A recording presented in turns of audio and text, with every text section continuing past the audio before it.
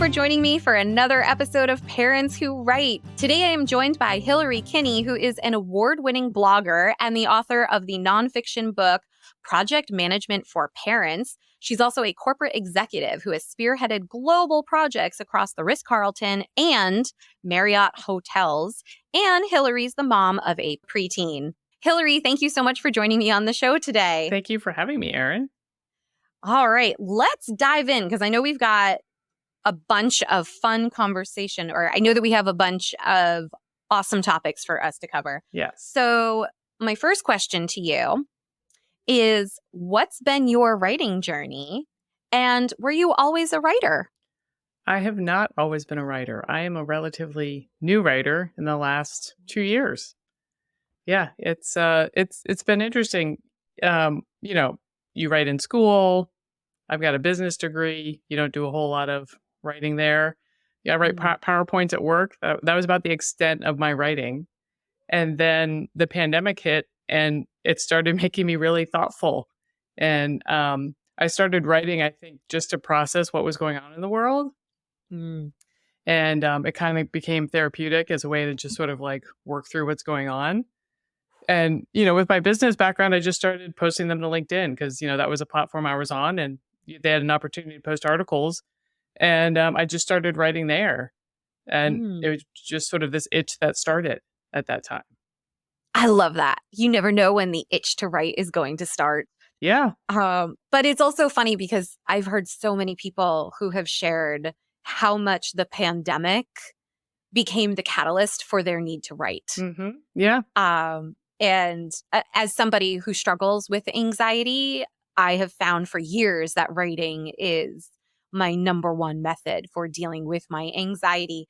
But I try not to look back at my journal entries from the pandemic because they're just so, like, you look back and you feel like the world is crumbling. Well, it was. It was. And it's, oh my gosh, it's just, talk about a record of what 2020 was like. Yeah, because just the emotional roller coaster for everyone. Who knew what was going to happen? And then who knew it would last that long, right? It's a lot. And still today, the repercussions. So Definitely. I remember dropping my then preschooler off on the last day before school was shutting down. And this bitty old lady whom I adore, she said, "Oh, I can't wait to see you guys in 2 weeks." And I just looked at her and I was like, "Oh, no. Have you been following Italy? No." Yeah. No. But anyway, so what changed? What pushed you to move beyond thinking about writing and actually taking action? Yeah, it was interesting. Well, I think I definitely needed to write. Like you said, it's almost like therapy, to work through these thoughts and in a way of like addressing the world. And, I'm a project manager, so I like to do things. So I was sort of thinking of, okay, what can I do to help? I think that's kind of how I'm wired. So I was like, okay, what can we do about this was kind of my approach.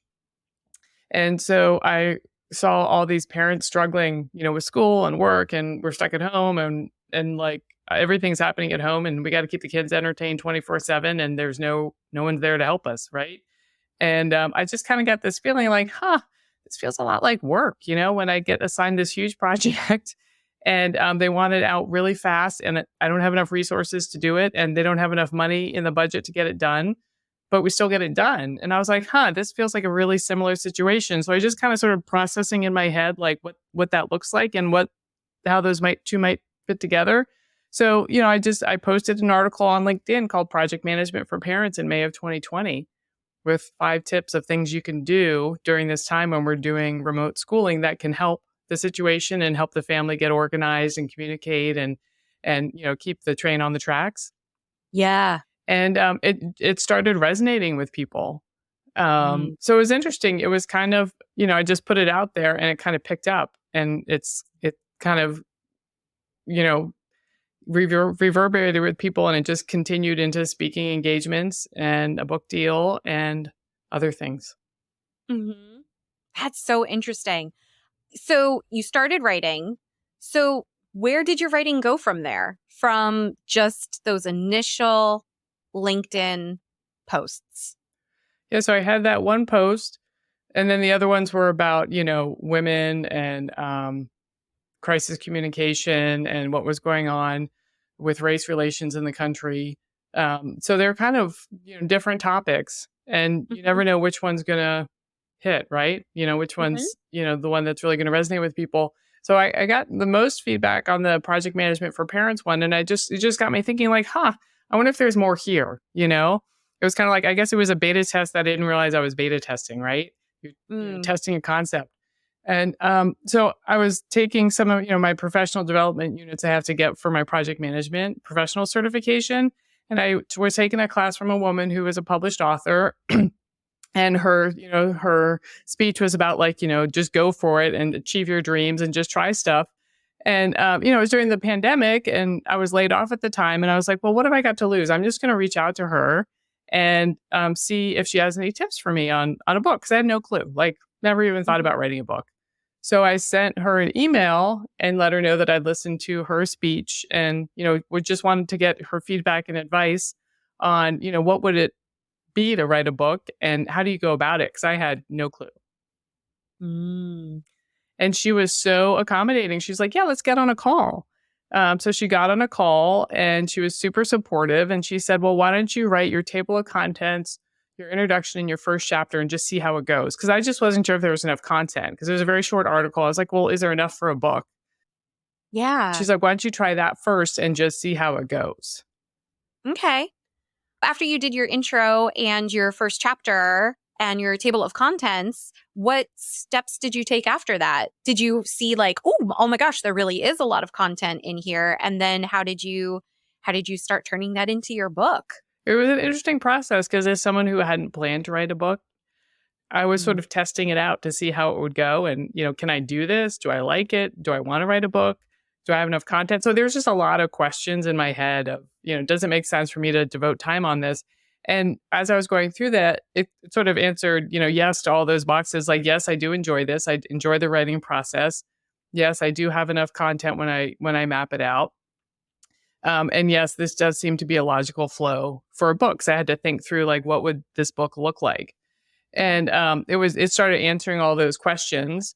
And I sent it to her and just to get her feedback. And she said, yeah, I think this is great. Keep going. Wow. And, by the way, do you want to do a speech at it at a global project management conference? Which Wow. was another really interesting part of, that helped me build out the book too. Like writing that speech and getting feedback through that speech process was also a really useful way to figure out how to frame things up and how to organize it and what topics to include. So all this was sort of like, more beta testing of my book and just helping me. It was a very iterative process. It Mhm. sort of morphed as I went along. And then I just kept going. Like I started getting really excited. Like, okay, like I can write this. I love project management. This is really interesting to me. I love the theory. So let's just keep going and, Mhm. and and see where it leads. And so Wow. I started mapping it out. And from that, as I'm going through the process and writing the book and doing the speech, it naturally, leads to the question of, well, what about publishing? So I Mhm. started researching, what are publishing options? Because again, it was all new to me and I needed to figure out what the landscape was. So I took a class from a literary agent on the different publishing options and what are the different routes you can take. And he actually ended up recommending a publisher to me who ended up picking it up. So Wow. it was a very fast process. And I'm very fortunate that it was such a fast process. And I Yes. think the reason is because we were in the middle of the pandemic and the topic was really relevant to what was Mhm. going on right then. And but it also has, a longer term lifespan. Like it's pretty timeless, the content that you can use it, you know, forever for, because parents are going to be needing project management and organization tips for forever. So I think Yeah. the topic was really timely. We had happened really fast. And then once you get a publishing deal, you're under contract with a deadline, right? So Yeah. that's motivation in itself to just keep going. And then I felt like I was more in the crank it out phase Oh, yes. Yeah. and, just really focused on getting those words to paper and getting feedback on them and working through that more comprehensive process of, getting the book done.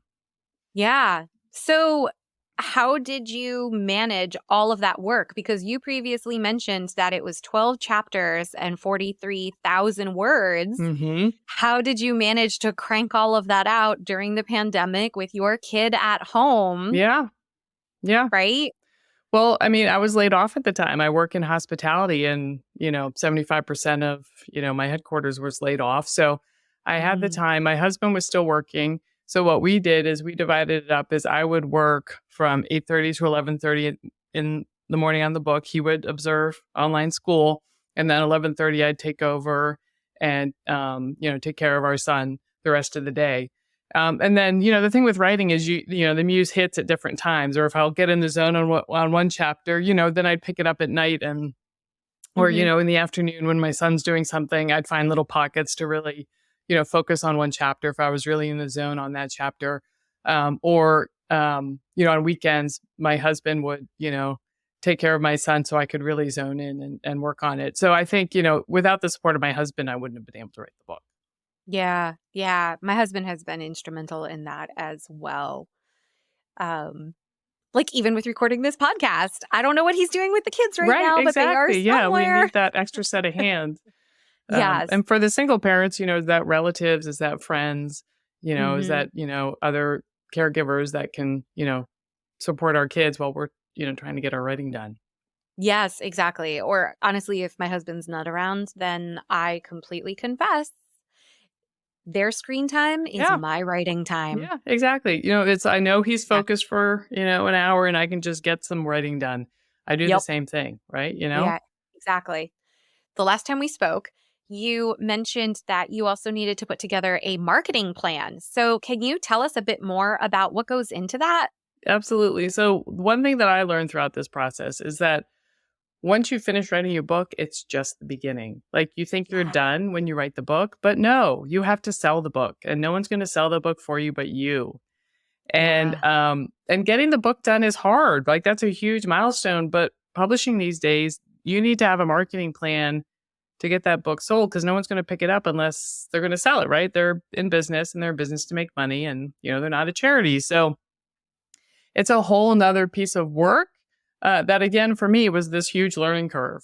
I just had to figure out as I went along and say, okay, all right, the publisher wants a marketing plan. Okay, well, let me just figure this out. So it's basically, what exposure can you get for your book? Where can what sort of natural communities are you connected to that makes sense for your audience? Who's your audience? Where is your audience? Is identifying all that and just Hmm. showing that you have the ideas and the breadth to get your book out there. And Nice. I think the thing that's hard, I'm not a real salesy person. I'm not someone who necessarily enjoys, being out front on stage. Hmm. But to get the book out there, and if you want people to enjoy your book, they need to hear about it, and they need to hear about it from you. So that's one thing Hmm. I've actually gotten a lot more comfortable about, and I've actually come to enjoy a lot more than I thought I would. Like now, I really enjoy public speaking, and I never thought I would. But Hmm. it's really fun when you're talking about your topic, and you know that you're helping people, and they really engage with it. So that was a huge learning curve for me. Even you have to create a website. Okay, well, let's create a website. Oh, okay, I need to, create an LLC. Okay, let's create an LLC. It's just all these different pieces that I just took step by step Yes. and in time. It was like just in time. And my husband would joke with me, "Oh, so what did you figure out today?" I was like, "Oh, I figured out how to, create a newsletter, which I'd never done before." And, it's just each piece I just had to figure out as I went along. And Yeah. now when I look back, I'm like, wow, that was a lot of work, but at least I Hmm. have the foundation in place now. Yeah. And, I can sort of now the platform is set up and I can manage it on a day-to-day basis. Yeah, my podcast coach talks about the watering holes where we can go and connect with our ideal listeners for our show. And so it's just a matter of reaching out into those groups on Facebook and just making your presence there and connecting with people, right? I'm not going into these groups saying, listen to my podcast, listen to my podcast. I'm going into those groups because for the exact same reason why I put out this podcast is to connect with parents, Mm-hmm. to encourage and inspire them. And so I just do that in other communities, for me specifically Facebook, But it is fun because of the fact that I know that I'm not out there trying to sound like the smarmy car salesman. It's more the driving force behind everything is that need to pay it forward and help other parents pursue their writing dreams. Mm-hmm. So, Yep. and it is a lot more fun when you think about it from that perspective rather than the guilt induced, oh my gosh, I'm trying to sell stuff. Right. And that can get really Yeah. If you take uncomfortable. it from like the service perspective, I'm helping people. I think it's a lot more fun, and engaging, connecting Exactly. with people is always fun. And it's the same thing even for fiction writers, because I'm working on a fiction book too. And when I'm reaching out into those communities to connect with my ideal readers in that genre, it's still about providing entertainment and Mm-hmm. fun Yeah, and the absolutely. connection that we all have when we read books. Yeah. And so, yeah. So can you share some time and organization hacks? Yeah, absolutely. So I think the thing that's important to keep in mind as parents, we're very busy. And in project management, we have this theory called constraints, which means we're all limited, time, money, resources, and we also measure quality levels. So I think just as a paradigm shift, if we want to write, we can't just add it on to our existing schedule because you already know our existing schedule is super busy, right? It's not just like going to magically happen and then we get a guilt trip when it doesn't happen because our Right. schedules are full. And Yep. kids, stuff pops up and it's not like we can actually like, keep to a very set schedule because you never know what's going to happen. Parenting is, there's a lot going on and things change a lot. So Yes. what I would encourage people to do is think about what you can do less of and what could you sort of lower the quality level of, or what can you bring in to help? Because the Mhm. goal is you got to reduce the amount of work or you got to bring in people to help you do it to make that work go down for you personally. Because you got to think Yeah. about you. So if your kids are old enough, can they help out? Can you hire services? Can you bring in meal delivery more often? Can you have relatives watch the kids while you write? One thing that I do that is a great hack is we have the same things for dinner every week.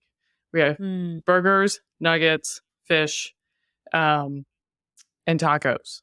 And the kids love it. Everyone's happy. And then we also have on the schedule, which my husband put on, which I think is brilliant. We have a make your own dinner night, or it can be a leftover night once a week, and we have a takeout night. So that Mhm. takes care of dinner 2 nights a week. So if you have, and the thing that does is it streamlines your grocery shopping because you're getting the same things every week, and Mhm. you don't really have to think about it. So that takes away that mental load of trying to figure out what to make for dinner, and like the kids are happy. My husband's happy. Everyone's happy. It's just easy. So what Yeah. can you make easier, and where can you bring in people to help you? We have started doing that, especially as our kids got to be pickier eaters. We don't want to make different meals for them, and everybody tells us to not give in to that and start making separate meals. So we don't. So we just simplified dinner. My husband and I, prior to having our kids, love to make different dinners and experiment with Exactly. different Yeah. flavors. And then with our kids, we're like, you know what? We'll pick it up again in about 10 years Yeah. when we can. Yeah. And right now, our standard dinners are a nugget night, a mac and cheese and hot dog night, because that is our kids' super favorite. And then David and I can have something special for us Yeah. that night, Um, but we also, one of our go-tos is cacio e pepe, which is What's an that? Italian dish. Yeah. And we love it. It's super easy to make, but it's spaghetti, and the sauce is more of a cream and Parmesan mixture with Oh. pepper.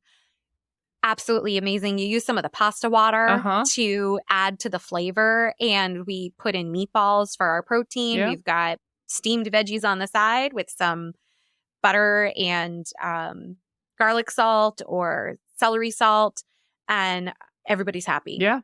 So we have definitely simplified our dinners because between me trying to write a book and freelance editing and running a podcast, Yeah. dinner has Exactly. gone. Yeah. I was like, I need to simplify dinner a lot. And I love the perspective of, we can do that later. Now is just not the time in our lives for Yeah. that. And that's okay. Like, Yeah. it's okay. Your house doesn't have to be perfectly clean all the time. It's okay. You're writing a book and that's a focus right now. And that's okay. Yeah. Yeah, exactly. And we still expose them to different foods when we do our takeout night because then we change it up. We're going to do a Greek night. We're going to do a Chinese food night. We did sushi last night and both of my kids tried a big piece of sushi roll. And we were like, Wow. That's oh, great. I know. I'm so excited. So we're like, okay, next time we're going to get them both a Philadelphia roll and see how that What's goes. in the So Philadelphia roll?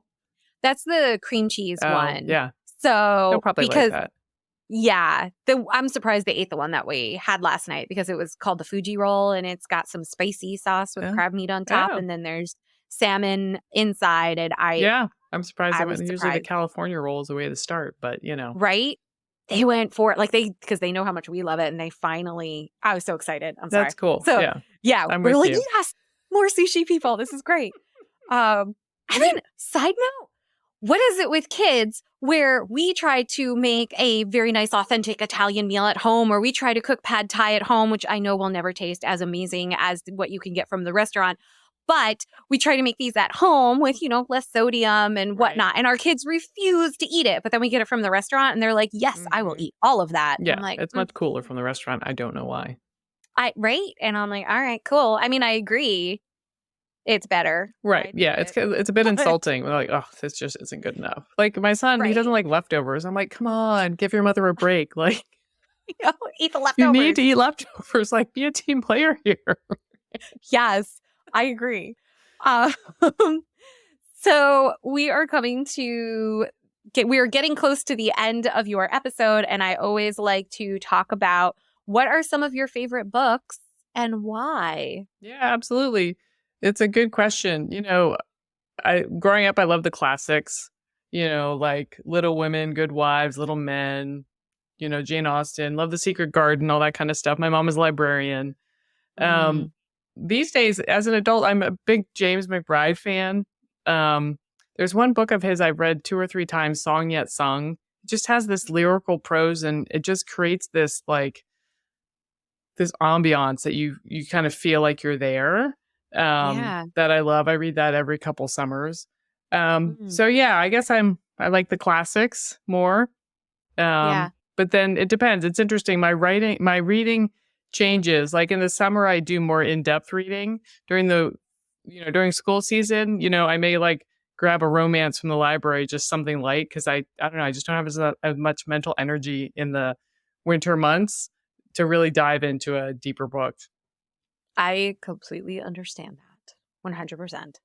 Um, and I'm curious, have any of those books influenced project management for parents, or is it more the nonfiction books that help influence that? Because I've been talking a lot recently with in my Facebook group about mentor texts and how the books that we read, even during our childhood, Mm-hmm. still taught us about the patterns of storytelling, and it shows up later on, even if we're not aware of it. So I was just curious if you can think about how those books might have still influenced, or which books Right. might have influenced what you wrote. Yeah, it's an interesting question because as from creating a nonfiction book, I'm trying to think of the tie-in, but um, you know, maybe I'm just trying to think of the common thread. I don't know, Mm. maybe because my book is, pretty tactical, Yeah. but you try to keep it interesting. Um, I've got a possible answer. While your book is very tactical, do you include any anecdotes from your own personal experience or oh, from other people's personal that's experiences? true. Because that's still storytelling. That's true. I have 25 stories in there. Look at that. High drama from, managing teenage risky behavior to health issues, health drama to, when you get that call from school or from your childcare provider that school's closed or your childcare provider can't provide services. Right? From a parenting Yeah. perspective, that's like Yeah. a lot. Uh-huh. So yeah, I guess there is good storytelling in there in the highs and lows of parenting journeys and what Mhm. you can do with project management to help you get through them. Yes. So yeah, that's a good point. Oh, yeah. That's interesting. Yeah. So look, even when you're telling those stories, I bet there's an influence in there in your writing with the kinds of books that you gravitate toward and what resonates with you. Hmm. Yeah, Yeah. And Yeah. I just like things to be. It's interesting because in business you're trained to be like super clear and make Hmm. your point up front. But the high school I went to, we focused a lot about on storytelling. You kind of lead the reader in, and you come to the conclusion at the end. Yeah. So it's just an interesting. I always found that juxtaposition interesting. And when I switched from high school to business school, it was hard for me. My teacher was like, make your point up front. I was like, wait, I gotta wait till the end. But in my book, I have like the beginning of every chapter is top 3 tips. But Okay. it's also geared toward my reader, right? Because parents, they may not have time to read a book. So, okay, give me the top 3 tips at the front of the chapter. 1, 2, 3, do this to call it Yeah. out and just get access to it. So I think it's also like depending on the format of your book and what you're trying to achieve and who your reader is, you can Yeah. adjust it accordingly. That's really interesting. Thank you so much for sharing that with us. So, all of your contact info and the links to your book are in the show notes, but is there anything else that you would like to share before we go? Just, join me on socials if you want. I'm on Instagram and Facebook. I, post regularly about our adventures in parenting and project management and what we do at our house, and just throw out tips and tricks that I hope are helpful to parents. Oh, that's fantastic. Thank you. I'm going to be sure to follow you because I want that and then I want to keep being able to share it with my audience. Yeah, because we all need help, right? Parenting is a journey, and we all need as much support as possible. We do. We do. Whether that's like help with writing tips to help you decrease that anxiety and release the pressure on the pot, or and also through project management to as the same time reduce Yeah, that pressure on the. yeah. Reduce the stress, get stuff done. Yeah, Yeah, definitely. Well, thank you again so much for joining me on the show. absolutely, Aaron. It's been All fun. right. Take care. Bye. Bye.